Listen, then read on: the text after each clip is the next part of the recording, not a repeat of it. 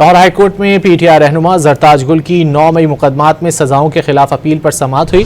Chief justice Lahore Alia Neelam ने जरताज गुल को पेश करने की हिदायत कर दी है। मजीद जानेंगे डॉन न्यूज़ के नुमाइंदे राना बिलाल से। राना बिलाल, आगाह कीजिएगा।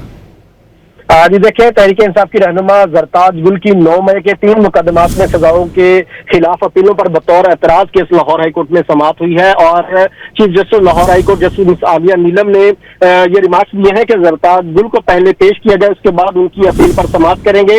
अदालत की जानिब से जरताज गुल को पेश करने की हिदायत की गई है। Chief justice Lahore high court justice Aliya Neelam की सरबराही में 2 रुकनी बेंच ने जरताज गुल की अपील पर बतौर एतराज केस समाअत की और रजिस्ट्रार ऑफिस की जानिब से जरताज गुल के सरेंडर ना करने के हवाले से एतराज आयद किया गया था और ये कहा गया था कि जरताज गुल सजा याफ्ता है, के सामने सरेंडर करे, उसके बाद उनकी अपीलों पर जो आज जरताज सीनियर कानूनदार मोहम्मद हुसैन चोटिया और बैरिस्टर अली जफर अदालत के सामने पेश हुए।